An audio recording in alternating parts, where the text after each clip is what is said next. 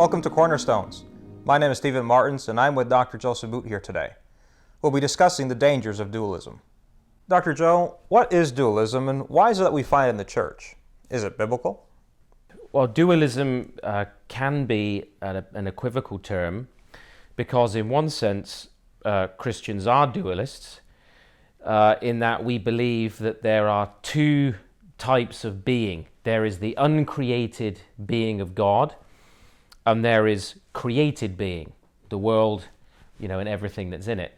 So in that sense, we have what we might call what Dr. Peter Jones has called, I think helpfully, a twoist understanding of reality, in that there is the uncreated being of God and there is the created reality of everything else, and that God is utterly transcendent. He doesn't in any way collapse into his creation. So we make that distinction first. But in this particular context of the ideas of dualism affecting the church, we're actually talking about a very different idea, a Greek idea. And for the Greeks, the gods and everything else emerged from some kind of primeval chaos. In the end, there was only one basic reality. But out of that basic reality, there was a distinction. And for the Christian worldview, this is an artificial distinction.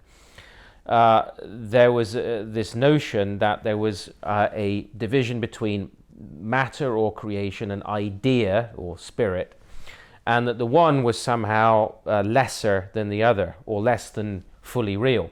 So in much Greek thought, certainly salvation, the object was to escape the body was a prison for the soul. So in a sense you had a two-story view of reality. And in the lower story was the material world, was in a sense the creation. We would say there was a sort of radical, sacred, secular divide. You had the realm on the one hand of spirit, mind, and idea, and there you had spirituality.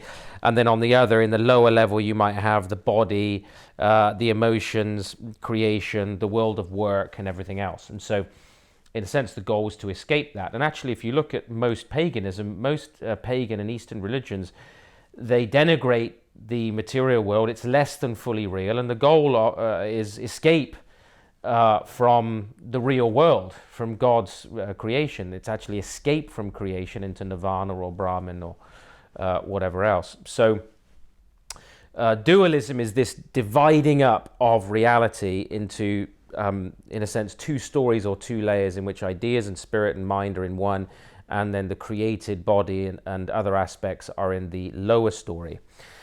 Now that idea, because the Christian church is preaching the gospel into the Greco-Roman world, that idea infiltrated the church. It's not a Hebraic idea, it's not a biblical idea, but it made deep inroads into the mindset of many in the church, in fact, many Christian apologists. Now, Augustine, in part, his story of a movement, in a sense, away from the Christianity of his mother into Platonism, and then later into Manichaeanism, which was... Mani was a kind of a heretic who'd really bought into a dualistic understanding of reality. So you had this very sharp division between the world of ideas and spirit and light, and then the world of material bodies, law, and so on. Perhaps a more subtle but no less dangerous form of this dualism crept in with Marcion. He was another heretic who was eventually condemned by the early church, who argued that the creation was actually the material world was the work of a demiurge. The Old Testament was the work of another god, God in a sense on a lower story, and that actually the God of the New Testament, although he rejected many portions of the New Testament as being infected with that Hebraic idea, was somehow a God of light and grace and love, and the lower story had to be rejected, and so large portions of Scripture were turned out. That idea, even though condemned, it never fully disappeared in the life of the church. And so you see it reflected in the ideas today, for example, of Pietism, that true Christianity, true piety is purely about your inward life, your spiritual life, about going to heaven.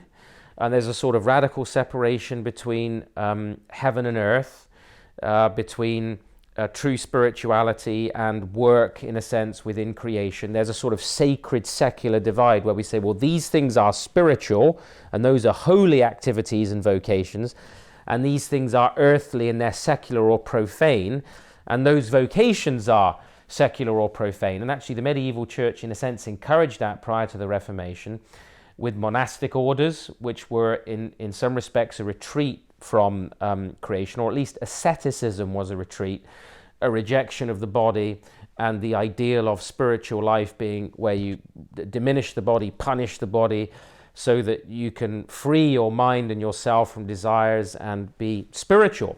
We talk about spiritual retreats even today, don't we, as evangelicals? And in a sense, we mean coming away to reflect on higher things. So it's come down to us through the medieval church in the forms of asceticism and to a certain extent monasticism, and in modern evangelical asceticism, which is a kind of a radical pietism or separation from the things of the world. And as such, it has been destructive, and it's maintained a presence throughout the history of the church.